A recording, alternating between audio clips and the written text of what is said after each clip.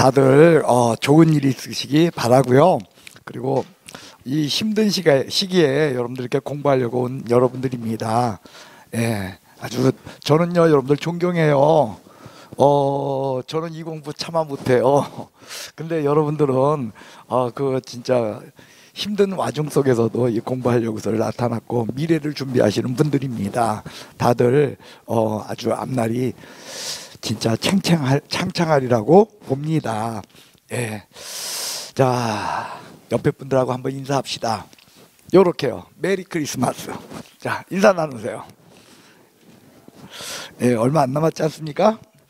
예, 저희 어렸을 적에는 크리스마스가 꽤 큰 명절이었어요. 근데 요새는 보면은 날마다 크리스마스다 보니까 그죠? 크리스마스라고 뭐 별거 없더라고요. 자, 여러분들이 갖고 있는 그 교재 59페이지를 펼쳐주시기 바랍니다. 자, 이 59페이지 이 부분에서 이제 여러분들과 오늘 제가 수업하려고 하는 내용, 예, 교재를 또 안 가져오셨네요. 예, 그거는요 부동산 금융론이에요. 자, 부동산 금융론은요 거기에 있는 내용들을 갖다가 일단 하기 전에요. 제일 먼저 이제 여러분과 제가 먼저 봐야 될 부분은요 이런 거예요. 부동산 금융론이 왜 필요한가? 우리가 투자를 하려면 내 돈만 갖고 투자를 하다 타인 자본을 끌어당긴다. 타인 자본을 끌어당겨 가지고 투자를 해요. 이때 타인 자본을 끌어당길 적에 우리는 이런 거 보지 않습니까? 어느 은행에선 금리가 얼마고, 그리고 다른 은행 거는 뭐 금리 하게 되면 얼마고 해서 일단 금리를 보게 돼요. 금리라는 건 이자율이죠. 그 다음에 이제 두 번째 뭘 보게 되냐면은요, 이런 거 보게 되죠. 대출을 받게 되면은 상환 기간은 어떻게 되고, 그 다음에 상환 조건들. 그러니까 예를 들면 원리금 균등 상환에 의할 것인가, 원금 균등 상환에 의할 것인가, 아니면 거치 상환. 거치 상환은 이런 거예요. 3년 동안은 이자만 내다가 3년 뒤에 이제 원금하고 이자를 같이 갚는다. 뭐 이런 형태, 이런 거치 상환이 있고, 뭐 이러한 다양한 상환 문제 중에서 나는 어떤 것을 택할 것인가. 그 다음에 금리도 변동금리가 있고 고정금리가 있는데, 변동금리로 하는 게 좋은가, 고정금리로 하는 게 좋은가, 이런 것도 또 우리가 결정해 봐야 돼요. 이렇게 타인 자본을 끌어들이는 다양한 방법에 대해서 연구하는 것. 자, 여기요 앞부분에 지금 형광등이 안 켜졌거든요. 예, 부탁드립니다. 예. 예, 이것이 바로 뭐냐면 금융론의 골자예요. 그래서 일단요 금융론을 수업함에 있어서요 여러분들하고 이 책에는 없지만 제일 먼저 봐야 될 부분이 일단 이거야. 이건 그러니까 교재에 없어요. 없으니까 여러분들 노트하세요. 근데 제가 노트하라는 건 필기하라는 그런 의미가 아니고 머리에 노트해 주기를 바라는 거예요. 머리에. 그래서 제일 먼저 여러분들 금융론의 출발은 뭐냐면 이런 겁니다.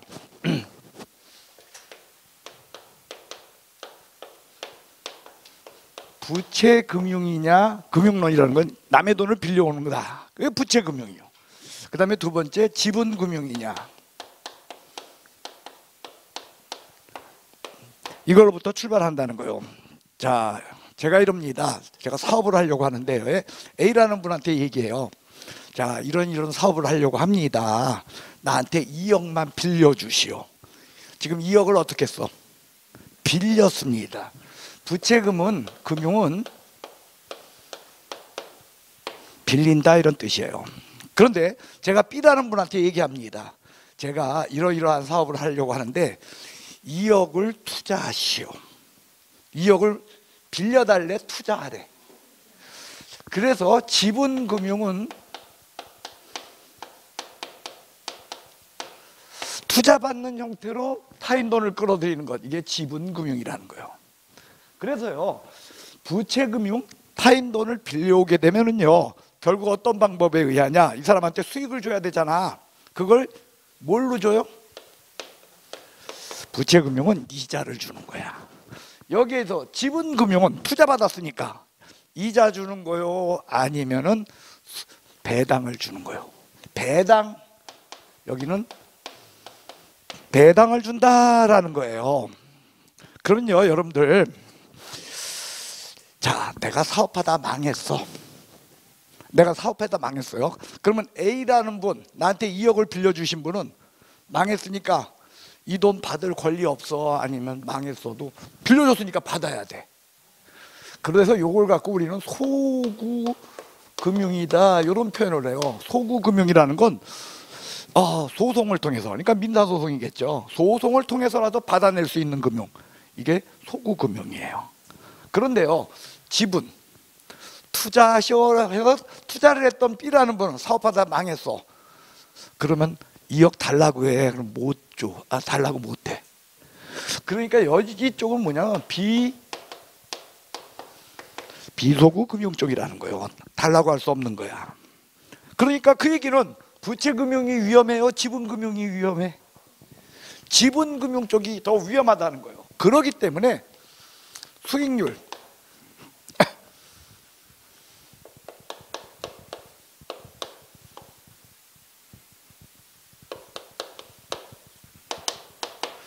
위험이 그만큼 크면 클수록 마진이 어떻다? 크다. 그러니까 결국 뭐냐면 돈을 빌려준 사람보다는 여러분들 돈을 투자한 사람이 수익률이 더 크게 나타난다라는 것을 원칙으로 한다는 거죠. 예. 자, 여러분들 이 말이 무슨 얘기냐면 여기는 못 받아내, 위험해. 그러니까 더 많은 마진을 줘야 되고, 그 다음에 돈 빌린 사람한테는 그저 이자율, 그러니까 한마디로 말해서 이자율이 배당률보다는 어떻다? 작게 나타난다는 거예요. 실제로 그러냐? 실제로 뭘 그래? 안 그래. 근데 여러분들 주식들 투자하고 있지 않습니까? 그러면 지금 이제 배당 결정되는 시기 아니에요? 그죠? 배당이 결정되면 이제 배당락이라는 게 생기잖아요. 그러면 이제 배당하면 삼성전자 한 주당 500 얼마씩 배당 받았대요. 그러면서 저희 와이프가 아침에 그럽디다. 야, 배당이라고 삼성전자 그렇게 많이 남았다면서 결국 한 주당 500원이래. 530원 뭐 그렇대요. 그래서 제가 그랬어요. 여보, 그게 얼마나 큰 건데. 왜? 삼성전자 7만 얼마 주고 산 생각, 8만 얼마 주고 산 생각, 그 생각들만 하잖아. 근데 삼성전자 주식의 원가가 얼마요? 500원이야, 500원. 500원짜리한테 530 얼마 배당해 주면 그 얼마나 큰 거야. 그렇죠. 수익분을 나눠 갖는 거야. 그래서 여기는 지분금융. 대신에 여러분들 주식 투자해 봐서 알지만 쫄딱 망하게 되면은 주식은 완전 뭐가 돼? 휴지 조각 돼요. 그죠? 못 받아내. 비속으로. 예. 예. 이런 것이 여러분들 우리 금융의 기본 내용으로서 이렇게 찾는 거예요. 시험 문제는 어떻게 나오냐면 다음 중 부채금융은 지분금융은 몇 개냐라고 시험 문제 나와. 그래놓고 부채금융하고 지분금융을 이렇게 박스에다 넣고 기억, 리은, 디귿, 리을, 미음, 비읍 이렇게 놓고서 그 중에서 몇 개 찾는 거야. 그러면요, 어느 것이 부채금융이냐 어느 것이 지분금융이냐, 그거는요 이런 겁니다. 일단요, 왠지 모르게 있죠, 그 좀 어려운 영어처럼 되어 있어. 그럼 지분금융이야.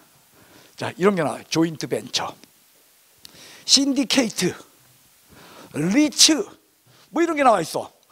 그러면 걔네들은 뭐야? 지분금융이에요. 그런데 그냥 쉬운 우리말로 나왔어. 그러면 그쪽은 뭐야? 부채금융 쪽이에요. 그 다음 같은 영어에도 약자로 나왔어요. ABS, 자산유동화증권이라 그래요. 그 다음 MBS, 이거는 저당권 유동화증권이라 그래요. 그래가지고 얘네들은 부채금융이에요. 약자로 나오면 뭐? 부채금융. 다시요, 신디케이트, 조인트 벤처, 무슨 펀드, 이런 것들은 기본적으로 뭐다? 지분금융. 지분금융이에요. 그런데 여기에 대해서 무슨 그런 게 아니고 ABS, MBS 이런 식으로 약자로 되어 있을 적에 그때는 뭐다? 부채금융이다. 그 다음 지분금융과 부채금융을 논하는 데 있어서 여러분들이 제일 헷갈리는 부분이 있어요. 기본적으로는요, 여러분들 부채금융은요, 이건 뭐냐면 채권이에요. 우리 민법적 표현에 의할 적에 돈을 빌린다라는 것을 우린 채권이라고 이야기하잖아요. 여기에서 지분금융은요, 기본적으로 뭐냐, 얘는 주식이기 때문에 증권이에요. 그래서 증권자가 붙으면 지분금융이고 채권자가 붙으면 부채금융인데, 반드시 그러냐? 채권자가 붙으면 무조건 부채금융 맞아요. 근데 증권자가 붙었어도 지분금융 아닐 수도 있어요. 예를 들면 아까 말한 MBS라고 제가 이야기했고 ABS라고 이야기했죠.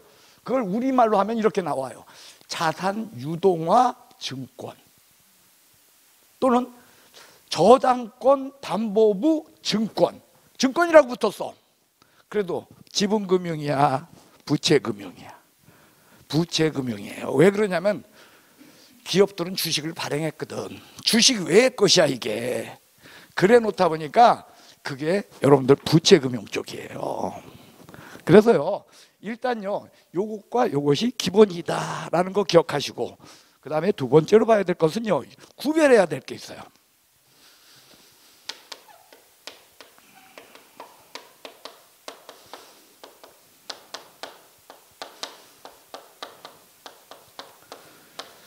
신탁이라고 되어 있어. 뭐라고 되어 있어요? 신탁이라는 용어를 쓰고 있어. 신탁이라는 용어를 쓰고 있을 적에는요, 금융신탁이다, 부채금융이에요. 투자신탁이다, 지분금융이에요. 그럼 투자신탁의 이름이 뭐냐? 이게 리츠예요. 아까 제가 리츠라고 얘기했죠? 예, 이게 투자신탁이야. 근데 시험 문제가 리츠라고만 이렇게 정직하게 나오질 않고, 예, 부동산 투자신탁 이렇게 나올 수도 있어. 그러면 투자신탁이라고 나오면 무슨 금융? 지분금융. 그 다음 금융신탁이라고 나오면 뭐다? 부채금융이에요. 그래서요, 여러분들 요 부분에 대해서는요, 제가 두 개가 어떻게 구별되는지는 여러분들이 민법이 준비된 다음에, 여러분들 민법 지금 대리 배웠나요? 저당권하고 대리 뭐 이런 것들, 이게 그러니까 민법에 여러분들 이 투자신탁은 민법의 대리를 대신하고 있고요. 그 다음에 금융신탁이라고 하는 이 부분은 민법의 저당권을 대신하고 있어요. 그래가지고 그것이 어떤 차이가 있는지에 대해서는요, 여러분들이 민법 공부 조금 더 된 다음에, 지금은 제가 떠들면 뭐 알지도 못하잖아. 예를 들어서, 자, 대리인은요, 여러분들 대리인은 본인의 의사로 법률행위를 합니까? 자신의 의사, 즉 대리인의 의사로 법률행위를 합니까? 대리인의 의사, 본인의 의사로 하게 되면은 그건 심부름꾼이야. 그러니까 그걸 사자라고 하잖아요. 대리인, 자기의 의사로 해. 그래가지고 법률행위는 즉 대리인한테 귀속합니까? 법률행위의 결과, 그걸 우리는 법률효과라 그래요. 법률효과, 얘는 본인한테로 귀속하는 거예요. 본인한테로 직접 귀속하는 거죠. 예, 이런 것이 대리라면, 여기서 말하는 투자신탁은요, 소유권을 일정한 행위를 하도록, 예, 몰라 얘네들은. 이거 영미에서 온 거야. 그러니까 미국식이야. 그래서 몰라가지고, 대리를 몰라가지고 어떻게 하냐면, 본인이 대리인한테 대리권을 주는 게 아니라 소유권을 넘겨주는 거야. 그게 신탁이에요. 그래가지고 그 소유권 범위에서 네가 알아서 처리해라, 네가 알아서 투자하라, 그거야. 그래 놓다 보니까 소유권 줘가지고 소유권 받은 사람이, 즉 신탁회사가 그거 알아가지고서 투자자들로부터 받아가지고 그거 알아서 자기가 처분을 해요. 예, 그래서 수익분 누가 가져? 누구한테 귀속이 돼? 신탁회사한테 귀속이 돼. 그래가지고 그 효과가, 법률 결과 효과가 신탁회사한테 주고 내고, 대리인은 그냥 본인한테로 귀속이 되잖아. 근데 일단 신탁회사로 넘어오고, 그 다음에 신탁회사가 이걸 갖고 다시 어떻게 한다? 나눠주는 거야 이제. 예, 그런 결과를 얻어요. 그래서 이거 민법의 대리를 대신하는 제도고요. 이 금융신탁이라고 하는 것은요, 저당권을 대신하는 거야. 예, 저당권. 그러니까 여러분들 이게 그러니까 쉽게 얘기하면 금융신탁은 여러분들이 민법에서 배운 가등기 담보하고 아주 유사해요. 가등기 담보랑 유사한 거예요. 그래서 이런 것들에 대해서 조금 더 민법적으로 여러분들이 지식이 더 올랐을 적에 한번 자세히 설명하도록 하겠습니다. 그래서 여러분들이 일단은 외워줘. 금융신탁, 부채금융 아니면 지분금융, 부채금융 됐어요? 그 다음 투자신탁, 부채금융, 지분금융. 일단은 이렇게 외워주시길 바랍니다. 그 다음 자, 메자닌 금융이라는 게 있어요. 뭐가 있다고요?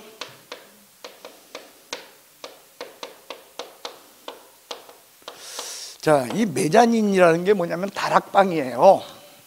뭐라고요? 다락방. 그래가지고 자, 1층과 2층 사이에 다락이 존재합니다. 이럴 적에 1층에서 다락방을 갖다가 사다리 나가지고 이용하게 되면 2층은 다락방은 중2층처럼 쓰이는 거겠죠. 그렇죠. 근데 2층에 있는 사람이 여기에다가 이렇게 저기를 계단을 놔가지고서 다락방을 이용하게 되면 다락방은 뭐가 됩니까? 그렇죠. 2층에 마치 반지하처럼 사용하게 되는 게 되겠죠. 그러니까 다락방이란 개념으로서 메자닌 금융은요, 원래 출발은 뭐였냐면은 부채금융이었어요. 그런데 지분금융으로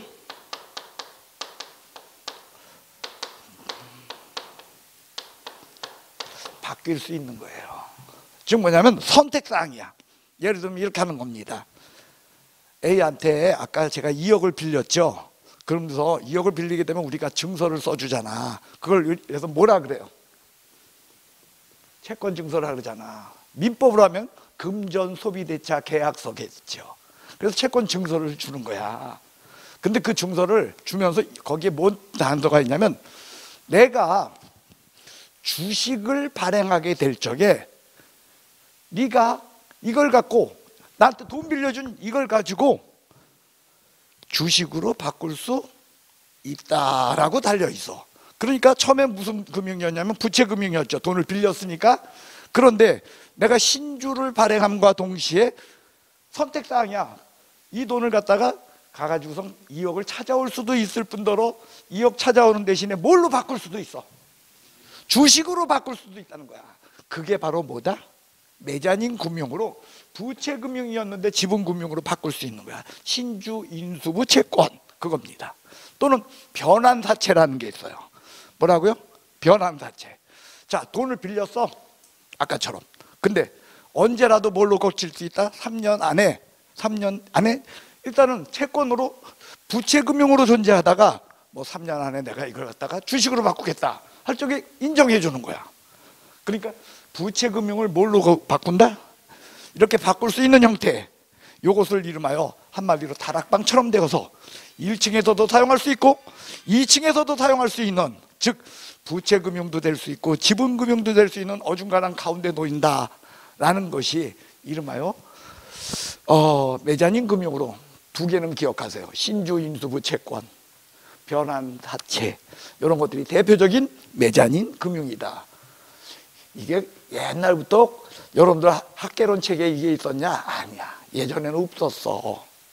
예전에는 없었는데 언젠가 한 7, 8년 전에 이게 기출문제로 한번 나왔어. 그러니까 그 뒤로 학개론 책에 여기 이제 다 등장했어. 그러면 여러분들 한 번 나왔는데 어쨌든 쇼크가 컸어. 그러니까 그 다음에 책들에 다 적혀 있으니까. 그러니까 여러분들도 따로 기억하십시다. 그래서요, 기본적인 문제는 부채금융과 지분금융 요 두 가지를 여러분들이 나눠 놓고요.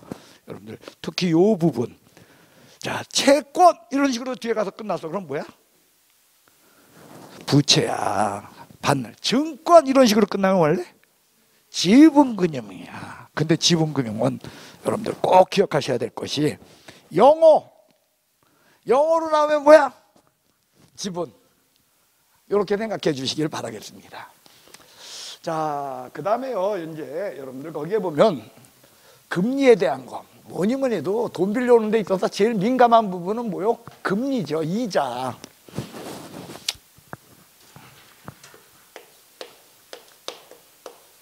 자, 그래서 그 이자율에 대해서요, 여러분들 제일 먼저 나오는 게 뭐냐면 고정금리와 변동금리가 있어요.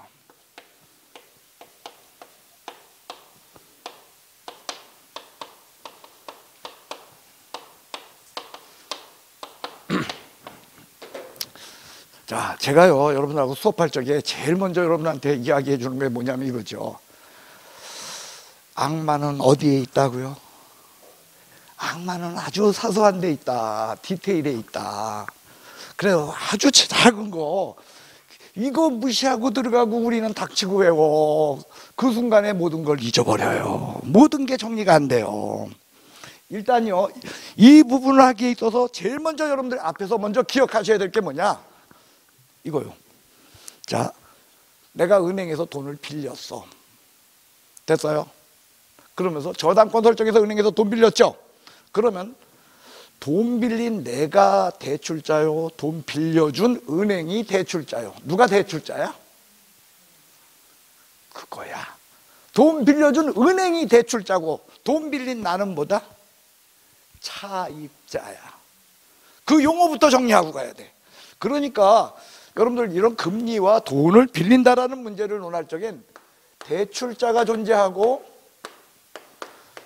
차입자가 존재한다. 그러니까 이걸 무시하고 여러분들이 우리 문제 풀면 틀려. 왜? 대출자 입장에서 유리한 거는 차입자 입장에서 불리한 것이 될 것이고, 차입자 입장에서 유리한 건 대출자 입장에서 불리한 게 되는데, 어떤 문제를 못 맞출 때 그거 생각 안 하는 거야. 그저 누구 생각만 한 거야? 내 생각만 한 거야. 그래가지고 문제를 틀려. 자, 그러면요, 쉽게 제일 먼저 잊지 말아야 될 첫 번째 디테일, 첫 번째 사소한 거, 차입자는 이자율 센 게 좋아, 약한 게 좋아? 그거 기억하자는 거예요. 이자율 약한 거. 대출자는 이자율 센 거 좋아, 이자율 낮은 거 좋아? 이자율, 대출자는 높은 게 좋고 차입자는 이자율 낮은 게 좋다, 그거예요. 됐습니까? 그 사실을 잊지 맙시다. 자, 고정금리와 변동금리 이렇게 이야기할 적에, 고정금리라고 하는 것은요, 이자율을 갖다가 고정해서 해줘. 그 얘기는 위험을 누가 분담한다? 대출자 은행이 위험을 부담해요.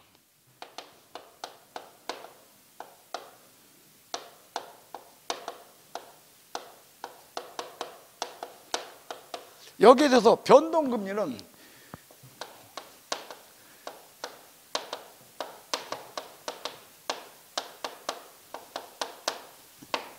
위험을 차입자에게 전가하고 있다. 그래서 여러분들 위험에 전가해서 요거 했어? 수업했어? 안 했어?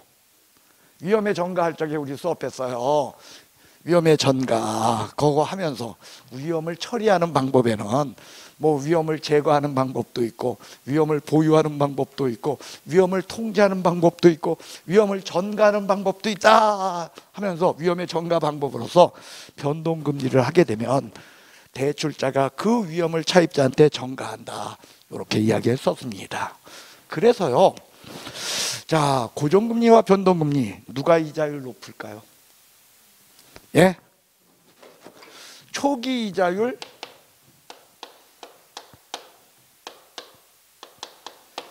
고정금리가 변동금리보다 높다라는 거 기억하세요. 왜? 위험을 차입자한테 전가합니까? 아니면 대출자가 스스로 위험을 부담합니까? 스스로 위험을 부담하기 때문에, 그러기 때문에 더 높은 수익을 가져야 돼. 그래서 대출자가 여러분들 고정금리에서는 이자율이, 초기 이자율이 더 높아. 그래서 이게 변동금리가 3.5%면 고정금리는 거기보다 조금 더 붙여서 3.8%. 그래서 조금 더 높게 설정이 돼요. 그래서 고정금리와 변동금리 일단 두 개를 기억하시고요. 자, 고정금리 하에서의 문제점을 여러분들 한번 보도록 하겠습니다. 고정금리에서, 자, 제일 먼저 이거요. 시장 이자율이 대출 이자율보다 높아졌어. 그러면 여러분들 입장에서 생각해봐. 여러분들 입장에서 여러분들 이자 싼 거야, 비싼 거야? 싼 거요. 그거 기억하라는 거야. 왜? 시장 이자율이 높아. 여러분들 있잖아, 지금 은행에서 3%의 대출 받았거든. 근데 지금 대출 받으려면 5%가 된대.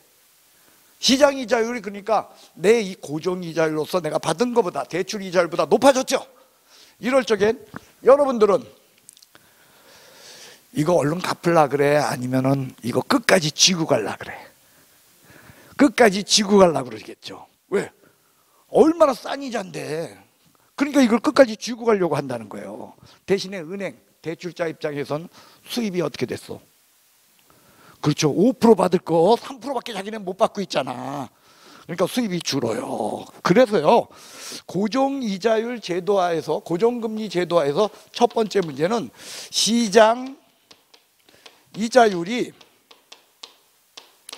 대출 이자율 이거보다 높아졌을 적에는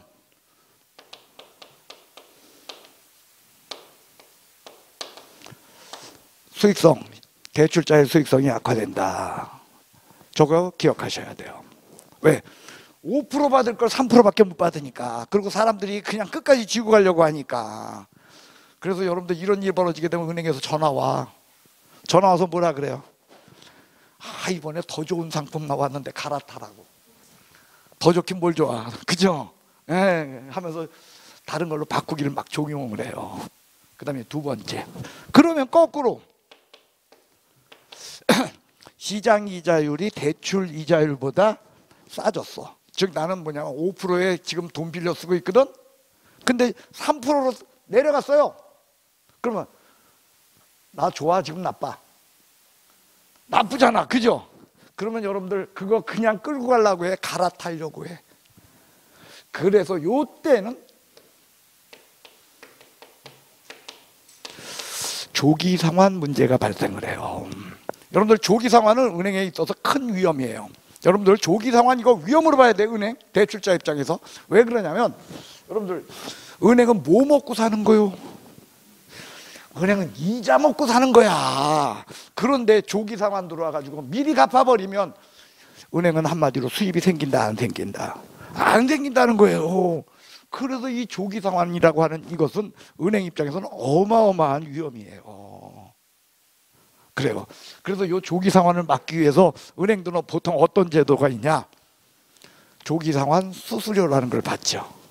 그죠?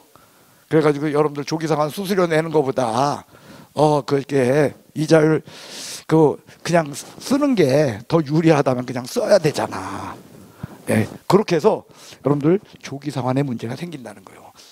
시험에서 나오는 건 이겁니다. 시장 이자율이 대출 이자율보다 높을 때.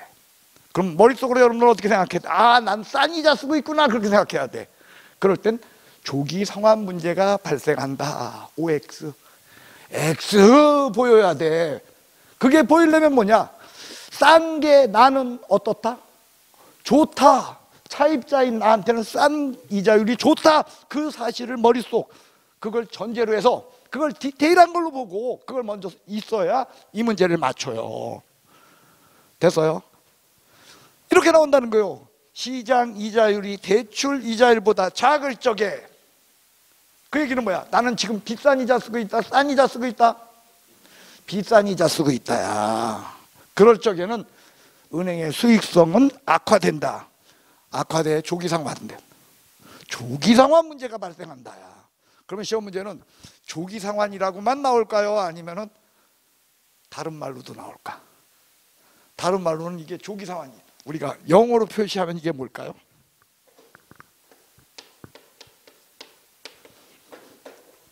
영어로 하면 뭐요? 콜이야. 저게 콜 들어온다 그래요. 콜 들어와. 그래서 조기 상환, 콜이 같은 말이야. 조기 상환 들어와요. 그래서 조기 상환 문제가 발생한다. 고정금리에 있어서는요, 여러분들 두 가지가 기억나야 돼. 첫 번째 기억하셔야 될 건 뭐냐? 변동금리와 고정금리 누가 이자율이 높다? 초기 이자율. 고정금리 높아. 이거 보세요. 높을 편이요, 높을 거요? 고자 들어갔잖아. 고자가 높을 거. 다시요. 그것도 뒤에, 고자가 뒤에 있어, 아니면 맨 앞에 있어? 그러니까 초기야. 자, 초기 이자율, 고정금리와 변동금리 누가 초기 이자율이 높다? 고정금리가 초기 이자율 높다. 첫 번째 그거야. 그 다음 고정금리에서의 문제점. 시장 이자율보다 대출 이자율이 싸게 되면은 그때는 어떤 일이 벌어진다? 아니야, 싸잖아. 어떻게 된 거야? 위에 거였어요 제가?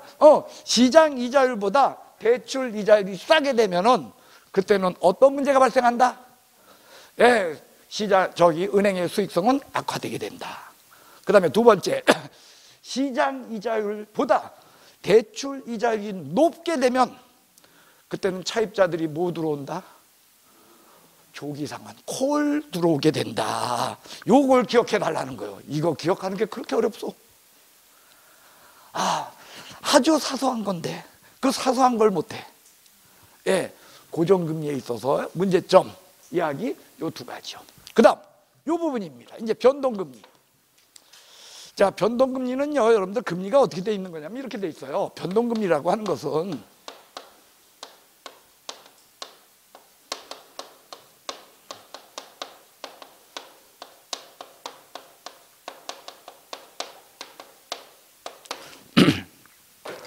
기준금리 플러스 가상금리로 이루어진 것이 변동금리예요. 자, 변동금리의 첫 번째 시험 문제는 이겁니다. 변동금리 하에서는요, 뭐가 바뀌는 거예요? 기준금리가 바뀐다, 가상금리가 바뀐다. 그게 상식이야, 우리의. 상식을 깨야 돼. 예. 왜냐하면 여러분들 우리가 기준금리, 자, 군대 갔다 오신 분들 알잖아. 기준 해가지고 누가 기준이야. 그럼 기준은 바뀌는 거야? 기준은 가만히 있어야 되는 거야? 가만히 있고 남들이 움직이는 거잖아. 그러니까 가상금리가 바뀌나 보다라고 생각해가지고 영락없이 틀려. 아니야. 변동금리는 기준금리가 변한다야. 가상금리는 고정되어 있어요. 이게 특이야. 이게 특징이야. 여러분들 변동금리하에서는 가상금리가 변하여 라고 시험에 나온다는 거예요. OX. 그럼 가상금리는 뭐냐? 이런 거요. 여러분들이 은행 가서 돈 빌리려고 하게 되면은 여러분들은 신용이 좋잖아요. 그죠? 그러고서 은행과의 거래 실적도 되게 좋고, 그리고 여지껏 한 번도 연체한 적도 없고 해가지고 그런 걸 감안해서 이것저것 감안해가지고 여러분들의 상태를 감안해서요, 가상금리를 0.2%를 가상금리로 해줬어요. 근데 내가 가서 은행에 가서 돈 빌리려고 하죠. 그럼 일단 그래, 은행에서 넌 안 빌려줘 그래. 넌 안 빌려줘 그래. 근데 내가 막 뗐어. 그러면서 하게 되면 이거 빌려주면 이거 안 되는데 하면서, 그러면은 이거 자서 이자율을 싸게는 할 수 없습니다. 당신한테는 가상금리를 0.5%의 가상금리를 적용하겠습니다 라고 이야기해요. 즉 뭐냐, 개개인의 신용상태와 개개인의 상황을 봐가지고 높은 그 신용이 좋은 사람들은 가상금리를 어떻게? 그리고 나쁜 사람은 그래요. 실제로는 이렇게 할까요? 아니면은 상품마다 다를까요, 이게? 그렇죠. 그래가지고서 상품마다 저기가 있잖아요. 조건이 있어가지고 그 상품마다 달라져요. 또 내가 은행 지점장 잘 알아. 그럼 은행 지점장 권한으로 뭐 0.01% 뭐 이 정도는 어떻게? 뭐 이렇게 해줄 수도 있고, 그 다음에 내가 가족이야. 그러니까 그런 거 보고서 미리미리 이건 해서 딱 한번 정해지면 얘는 변해, 안 변해.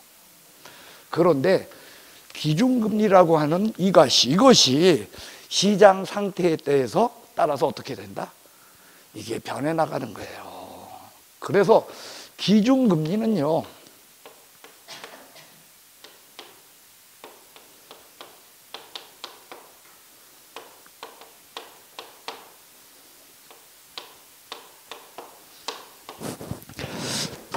은행들이요 CD금리하고요 코픽스 거기 적혀 있죠. 59페이지 한번 보세요. 기준금리는 CD금리와 코픽스 금리가 있다라고 적혀 있을 거예요. 그래가지고 거기다가 뭐라고 적었냐면 변동, 기준금리가 변하는 거야. 그 다음 가상금리는 뭐라고 적혀 있어? 불변, 가상금리는 안 변해. 기준금리가 변하는 것이고 가상금리는 안 변한다, 그 뜻이요. 그래서 자, CD금리와 코픽스금리 두 가지 중에 은행은 하나를 써요. 그래서 은행에 가면 이런 이야기를 해요. 여러분들이 대출 받으려고 가면 저희는 CD금리입니다, 또는요 저희는 코픽스 금리입니다. 그 얘기를 해요. 주로 어떤 이야기 할까요? 은행에서. 여러분들이 사용하는 은행은 큰 은행들이죠. 8개 대은행들이 모여서 만든 기준금리가 코픽스 금리고요. CD 금리는 금융시장 참여자, 금융시장 참여자라는 건 뭐냐면 수요와 공급자 모두, 그 참여자 모두가 합쳐서 만든 금리가, 형성되는 금리가 CD 금리예요. 그래서 CD 금리와 코픽스 금리, 이건 8개 은행이 모여서 한다. 이거는 시장 참여자들, 그러니까 여기에는 시장 참여자로서요, 여러분들 대부분의 은행, 그러니까 한두 개의 대은행만이야, 아니면 다야. 그리고 이런 거 있잖아요, 우리 저축은행이라고 하는 거, 이런 데까지도 다 금융권의 그저기들이거든요. 그러니까 다 포함시키는 거야. 그래가지고 만드는 건 CD 금리로. 특징은 뭐냐? 자, 요건 글자가 몇 글자? 코픽스는 몇 글자? 그 영어로 5글자야. COFIX 아니야, 그죠? 5개. 그러니까 뭐냐, 이렇게 생각하면 돼. 여기는 변동 주기가 짧아.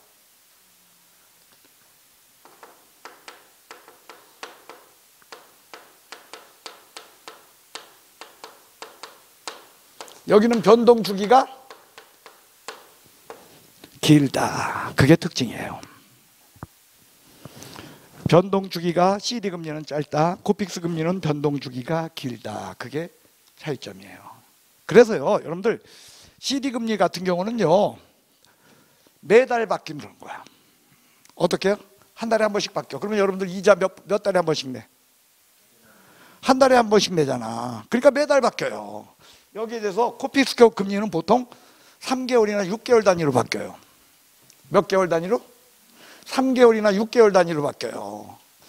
그러니까 변동 주기는 얘가 짧다는 건 CD와 코픽스 중에서 누가 변동성이 더 큰 거예요? 그렇죠. 매달 바뀌는 얘가 변동성이 얘가 훨씬 큰 거야. 얘는 변동성이 어떻고? 작고. 그렇게 된다는 거죠. 그러면 이 사실 갖고 여러분들이 생각해 봅시다. 저 좀 보시오. 지금 기준금리가 인상됐어. 한마디로 말해서 시장 이자율이 높아졌다는 거죠. 그럼 시장 이자율이 높아지는 상황에서는 누구 입장에서 생각해? 여러분들, 여러분 입장에서 생각해. 차입자인 여러분들은 이자율이 높아졌대. 좋아, 나빠? 나빠요. 이해가 가요? 이자율, 여러분들 지금 뭐냐면 내가 3% 내던 걸 변동금리에서 기준금리가 올라가는 바람에 3% 내던 걸 4%를 내야 돼, 이제. 그러면 좋아, 나빠? 그러면 얘는 3%에서 4% 바뀐 것을 즉각 반영을 하죠. 근데 얘는 즉각 반영해. 일단 3달 동안은 3% 내다가 그 뒤에 반영해. 그러니까 어떤 게 좋아? 그럴 땐 한마디로 다시요. 시장 이자율 높아질 적엔 뭐가 좋아? 코픽스가 좋아. 시장 이자율 낮아질 적엔 CD, 그죠? 즉각 반응하는 게 좋다는 거예요. 자, 그 이야기는요, 여러분들 고정금리와 변동금리에도 그대로 적용돼요. 자, 고정금리와 변동금리, 변동금리 하에서는요, 여러분들 시장 이자율 어떤 게 좋아? 낮을수록 좋아. 누구한테? 나한테. 변동금리에서. 고정금리에서는 시장 이자율이 어떨 때? 높아질 때 유리해. 나한테. 은행은 어떻게 되고? 거꾸로 되고. 대출자와 차입자는 반대관계. 그거 잊지 말자 그랬다요. 됐어요? 그러니까 여기에서도 똑같다는 거야. 같은 변동금리에서도 잘 변하는 애는, 그죠? 시장 이자율이 높아질 때는 어떤 게 유리하다? 차입자한테. 시장 이자율이 높아질 때는 차입자한테는 어떤 게 유리해? 코픽스가. 시장 이자율이 싸질 때는 차입자한테 어떤 게? CD가. 그게 머릿속에 있어야 돼. 근데 왜 그걸 자꾸 제가 강조할까요? 시험 문제가 나올 적에는, 그렇죠? 시험 문제가 나올 적에는 차입자만 나올까요? 대출자라고도 나올까요? 대출자라고도 나올 수 있잖아. 그럼 차입자한테 유리한 걸 먼저 머릿속에 떠오르고, 대출자니까 그 다음에 어떻게 하면 돼요, 여러분들은?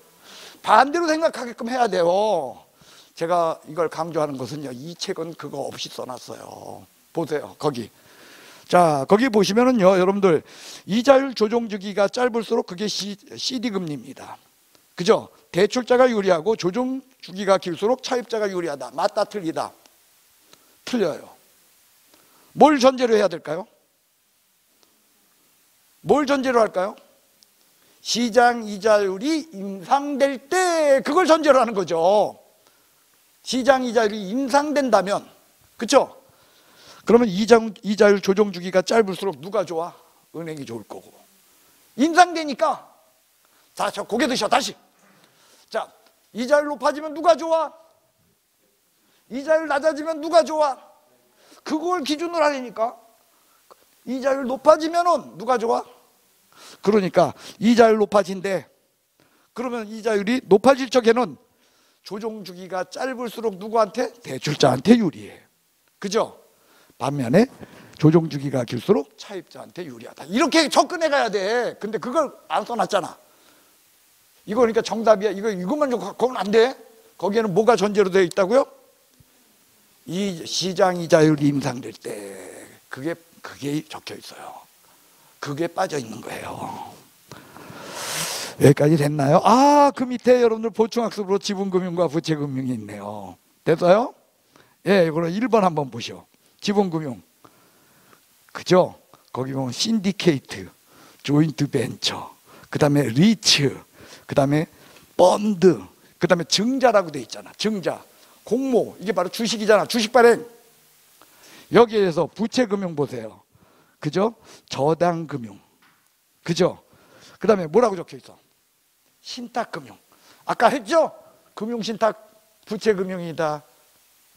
부채금융이다 아니면 지분금융이다. 금융신탁. 그새 잊어버렸어? 또 써야 돼? 부채금융이다 그랬어요. 근데 투자신탁은 지분금융이다 그랬잖아요. 거기 적혀있는 리츠 있죠? 리츠, 지분금융의 리츠, 부동산 투자회사라고 돼 있죠? 그게 투자신탁이에요. 그게 투자신탁. 그래서 리츠와 투자신탁은 같은 거예요. 거기서 계속하고 또 그 다음에 MBS, ABS와 같은 거. 그죠? 얘네들은 뭐다? 아까 약자들은 뭐라 그랬어? 예, 부채금융이다. 그 다음에 메자닌 군임은 거기 적혀 있잖아. 그죠? 신주인수보, 사채, 변환 사채, 이런 것들이 여러분들 거기서 말하는 메자닌 금융이다. 이렇게 다루었던 그런 내용이 되겠습니다. 자, 고개 드십시오. 지금요, 여러분들 저랑 1교시 여기까지의 수업에 어마어마하게 많은 거 했어? 아니면 2개 했어? 겨우 2개 했어. 뭐 지분금융과 부채금융이라는 것을 여러분들하고 제가 구별해 봤고요. 두 번째로는 뭐냐면요, 이자율이라고 하는 것에 대해서요, 여러분들 다뤘어요. 그래서 고정금리와 변동금리에 대한 거 여러분들하고 이야기를 나눈 거예요. 그런데 제일 안타까운 건 뭔지 아십니까? 여러분들이 있잖아, 너무 급하게 서둘러요. 그냥 지금 알면 되거든. 왜? 어차피 돌아서면 잊어버려. 어차피 돌아서면 잊어버리는데 여러분들, 마치 내일 모레 시험 볼 사람처럼 너무 서둘러. 제발 그러지 마세요. 자, 여기까지가 여러분들 우리가 금융론, 저당, 상환 방법, 고정금리, 변동금리 이야기고요. 그 다음으로 이제 여러분들한테 봐야 될 것은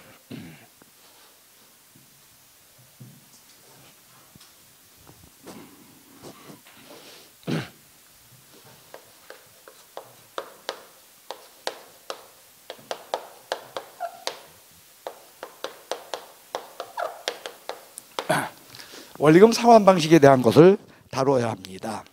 원리금 상환 방식은요,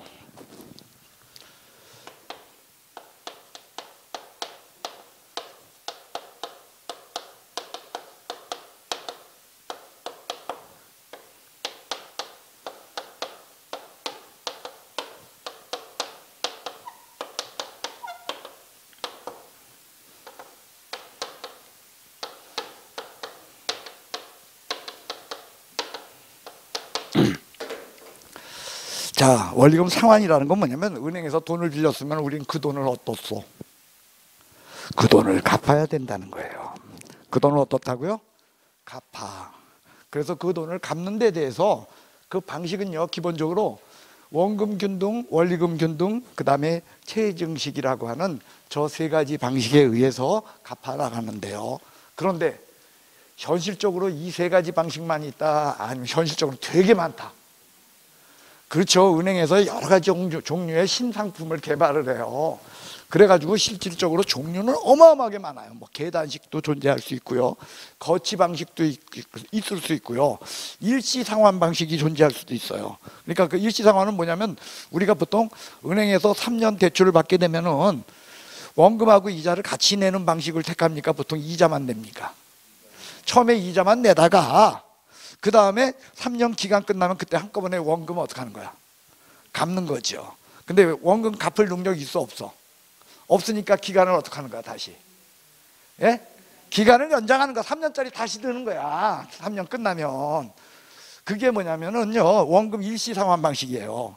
거치식 상환이라는 건 뭐냐면 이런 거예요.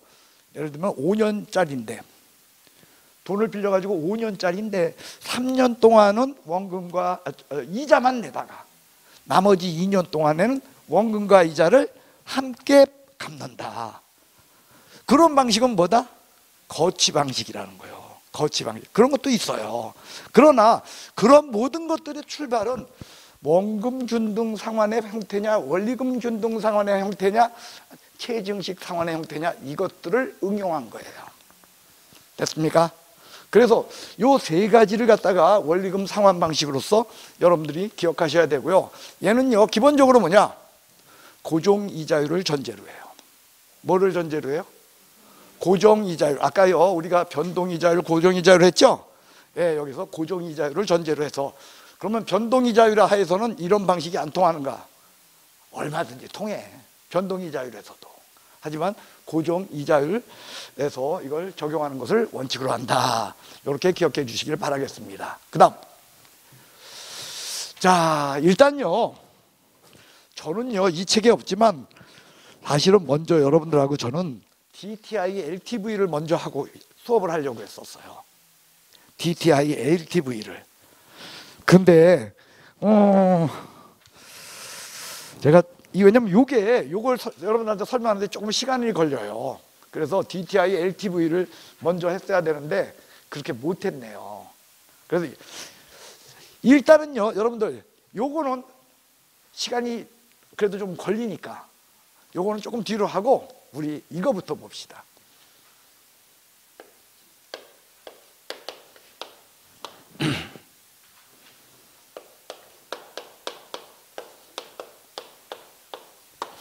얘가요, 대출 가능 금액이라는 게 제가 웬만해서 여러분들 수업 시간에 계산 문제 안 하죠. 계산 문제를 안 하는 이유가 뭐냐면 이제 1월부터는요 여러분들하고요 수업 여기서 딱 끝나고 나서 오후에 같이 할 거야. 아마 오후에 여러분들 집에 못 가게 붙잡을 거야. 제가 붙잡고, 물론 도망가도 돼, 너무 걱정하지 마세요 하고, 거기에서 이제 처음에는요 여러분들 계산 문제부터 할 거예요, 처음에. 그러고 나서 3, 4월쯤 되면은 이제 그때는 기출 문제 다룰 거고, 예, 뭐 이렇게 문제를 갖다가 뒤로 가면서 이제 여러분들하고서 이렇게 다루는 그런 걸 갖는 시간을 갖는데, 일단요 거기에서 여러분들이 저랑 같이 이제 수업할 건데, 이 대출 가능 금액을 논하다 보면은 얘가 언젠가는 갖다가 5년 연속 이게 계산 문제로 나온 적이 있어요. 그래서 요거는 여러분들이 조금 알아두셔야 돼요. 자, 대출 가능 금액 여기 보십시오. 자, A라는 친구는요 60대 은퇴자입니다. B라는 친구는요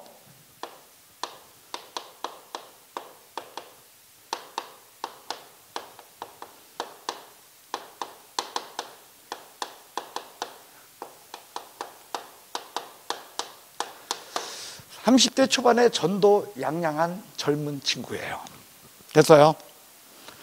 자, 일단요 여러분들 60대 은퇴자 이 사람은요 지금까지 돈 벌어오는 것 좀 있어 없어? 돈 벌어오는 건 좀 있어. 근데 수입은 적지요. 없진 않지. 그래도 있지. 그래요. 그래서 이 사람은요, 한번 부동산 갖고 얘기합시다. 여러 개의 부동산이 있는데 지금 자기가 살고 있는 집이 그게 얼마냐면 10억짜리예요. 자기가 살고 있는 집이 10억이야. 됐어요? 그런데 30대 초반 전도양양한 이 젊은이는 일단 벌어놓은 돈은 있어 없어 아직은? 벌어놓은 건 뭐 그렇게 많지 않아. 그런데 앞으로가 지금 연봉은 지금 어떻소? 제법 되겠죠. 연봉은 제법 된다는 거예요. 게다가 자기 혼자 벌고 있어 아니면 맞벌이를 같이 벌어? 연봉은 좀 된다는 거야. 연봉은. 그래 놓다 보니까 여기는요, 부동산은 가진 게 한 3억짜리밖에 안 돼. 근데 여기는 연 수입이 얘는 4천 정도 돼요. 60대 은퇴자는. 근데 여기는 연 수입이 9천만 원 정도가 지금 되고 있습니다. 왜? 자기가 한 5천 되고 와이프가 한 4천 돼요. 그래서 연 수입은 한 9천 정도가 돼요. 이럴 적에 급히 내전 마련이라든지 아니면 다양한 용도로 아니면 아들놈들 장가 보내려고. 그러니 참 아들 가진 사람도 억울해. 그죠?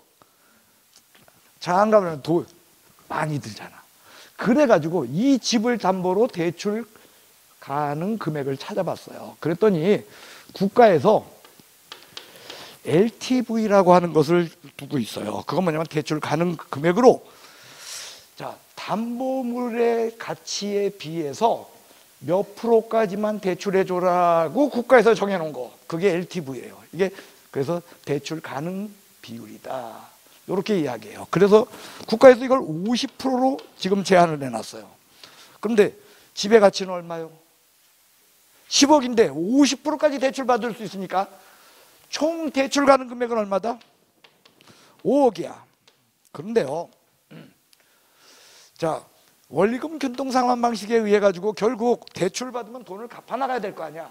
그래서 원리금 균등상환 방식에 의해서 돈을 갚으려면 저당 상수라는 것에 의해서 매번 돈이 얼마씩 갚아질 것인가가 결정돼요. 근데 그 저당 상수가 지금 0.1로 나왔어요. 그러면 5억을 대출받게 되면 매년 얼마씩 갚아야 돼요? 0.1이니까 매년 얼마씩? 저당 상수에 의해서 결정돼. 그래서 5억 대출 받으면 매년 얼마씩? 한 5천만 원씩 갚아야 된다는 거야, 매년. 근데 문제는 담보물은 쨍쨍해. 그래가지고 5억까지 대출 받을 수 있는데 매년 5억 대출 받으면 얼마 갚아야 돼? 5천을 갚아야 되는데, 아니 수입은 얼마야? 그러니까 버틴다. 쟤는 저거 틀림없이 이제 나중에 경매 나오게 돼 있다. 경매 나오게 돼 있다는 거야. 저거 뭐 이걸 무슨 재주로 갚아 자기가? 수입이 4천밖에 안 되는데. 그래서 국가는요, 이런 대출 안 해줘. 이 부분을 또 본다는 거예요. 연수입 부분을. 그래서 이것에 의해서도 결정하는 게 DTI야. 네, 부채 상환 비율이에요. 총 부채 상환 비율에서 DTI로 이거를 국가가 또다시 제한을 해요. 그래서 이때 제한한 게 뭐냐면 요것에 의해서 제한된 게 50%야. 그러면은 4천만 원에 50%는 얼마요? 그 얘기는 무슨 얘기냐면 이런 거예요. 네가 4천을 벌면 빚 갚는 데는 얼마만 쓰고? 2천만 쓰고, 2천만 원은 세상 없어도 어디에 써라? 너 생활비로 써야 된다 라고 이걸 갖고 제한을 해놓고 있다는 거예요. 그러면요, 여러분들 2002년 때 저당 상수는 0.1이니까 결국 얼마 대출 받는다는 거예요?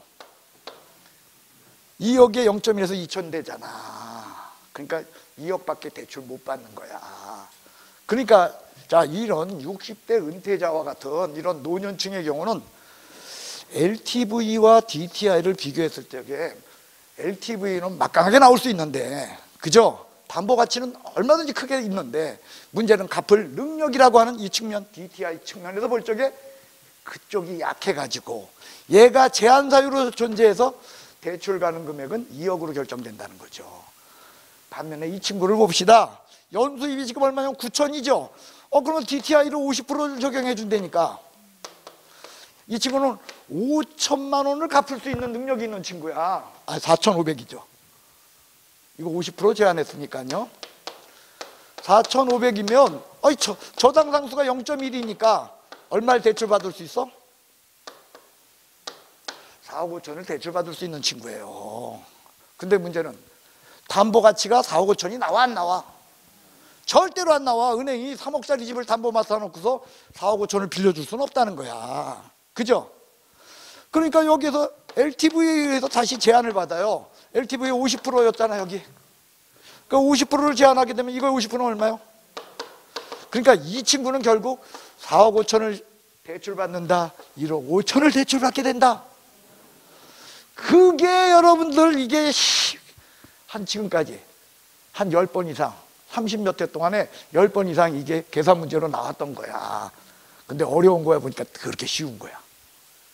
그럼 이걸 정리해 봅시다. 대출 가능 금액이라고 하는 이 문제를 원하는 것은요, 딱 이거 여러분들 이거 할 줄 알면 됐다는 거야.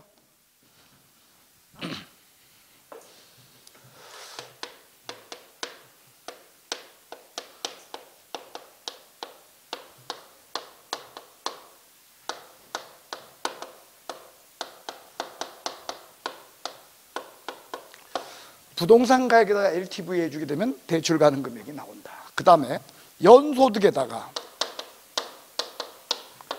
DTI를 해주고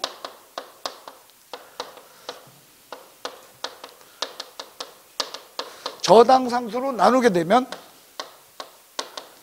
대출 가능 금액이 나온다. 그래서 이 두 가지를 비교해서 큰 쪽에 의해서 대출이 된다, 작은 쪽에 의해서 대출이 된다. 작은 쪽에 의해서 대출이 된다. 자, 그러면요, 여러분들 한번 직접 해봅시다. 자, 부동산 가치가 얼마였냐면 8억입니다. 연수입은 얼마냐면요, 연소득은 6천만 원이었어요. 근데 LTV를 국가에서 LTV를 50%로 제한하고요, 그 다음에 DTI를 60%로 제한을 했어요. 됐어요? 이 경우 대출 가능 금액은 얼마인가? 단 저당 상수는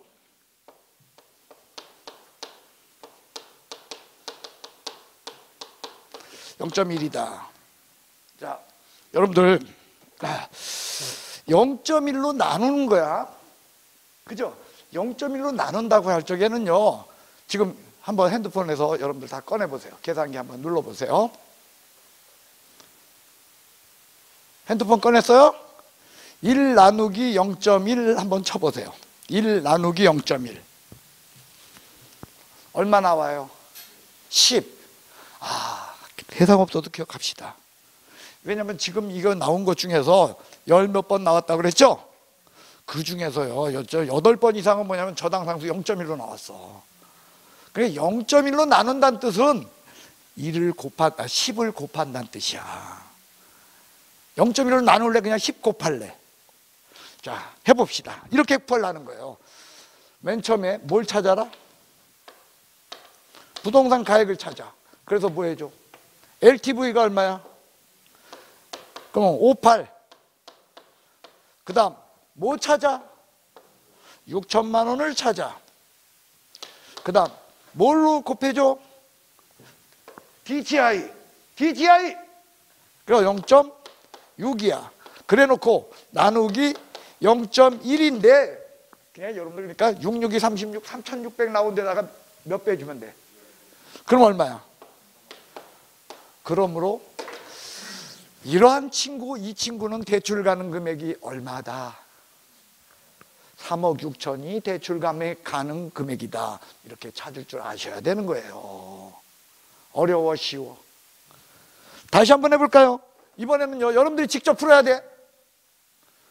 자, 부동산 가액은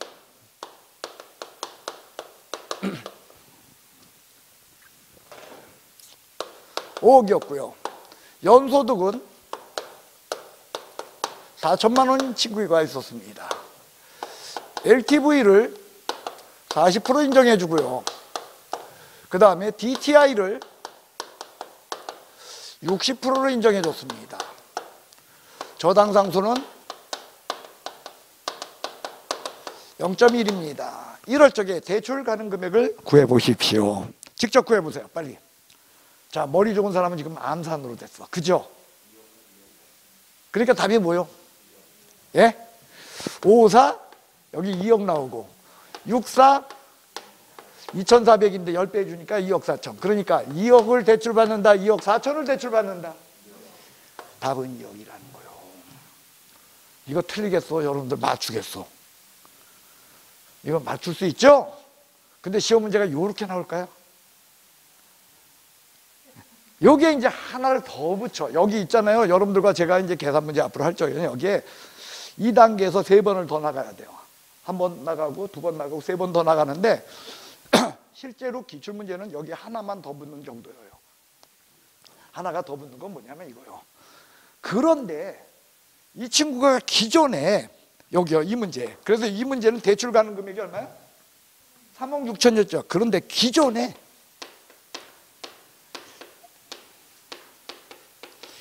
이미 1억을 대출받고 있었어. 얼마를 대출받고 있었어? 그러면 대출 가능 금액은 3억 6천이 돼, 2억 6천이 돼. 왜? 그렇죠, 그렇죠. 그거야. 그걸 갖다가 말로 그렇게 그냥 써놓고서 그걸 갖다가 여러분들 외우는 거 아니야. 그냥 알면 그냥 맞춰, 이런 문제. 기존에 대출 1억 있었다. 그럼 대출 가능 금액 얼마다? 3억 6천 나왔으니까 1억을 이미 받아놨구나. 2억 6천이다. 이렇게 찾는 건데 이걸 못해. 이렇게 나온다는 거예요. 여기에 뭐냐, 기존 대출액 1억 5천의 기존 담보대출액이 존재해요. 그럼 대출 가능 금액 얼마? 5천! 천재야, 천재. 5천, 그게 답이라는 거예요. 그래서요, 여러분들, 제가 이걸 왜 썼냐? 제가 이걸 쓴 이유는요, 여러분들 이걸 보여주고 싶어서 쓴 거예요. 자, 이겁니다. 됐어요? 지금 뭐냐면 아까 여러분들 우리가 이 문제를 논할 적에 부동산 가액이 있죠. 그래서 대출 받을 수 있는 금액을 우리가 구했어. 여기요, 그죠? 그러면 이 대출 받을 수 있는 금액에다가 이것에 의해서 결국 뭐냐, 매년 내가 얼마씩 낼 것인가를 갖다가 원리금 균등 상환 방식에 의해서 처리를 하려면 뭘 곱해주는 거더라? 저당상수를 곱해줬다는 거예요. 즉 내가 4억을 대출받는다고 해봅시다. 그러면 저당상수가 0.1이니까 매년 얼마씩 갚는다? 그러니까 4천만 원씩 매년 갚아나간다. 맨 처음에 썼죠. 그것은 바로 뭐냐면은 4억을 대출받게 되면 우리가 매년 갚아나가는 무슨 액? 원리금 균등 상환액은 4천만 원이 된다. 즉 대출받은 금액에다가 저당상수를 곱하게 되면 매년 상환하는 액수가 나오는 것이 원리금 균등 상환 방식이다. 그 바람에 원리금 균등 상환 방식에서는 내가 갚아나가는 액수가 이것이라면 저당상수로 나누게 되면 그때 뭐가 나온다? 대출 받은 금액이 나온다. 그 관계를 여러분한테 설명해 주기 위해서 대출 가능 금액이라고 하는 이 문제를 먼저 논한 거예요. 지금 못 알아듣어? 알아들어요. 감사합니다. 자, 잠깐 쉬도록 하겠어요.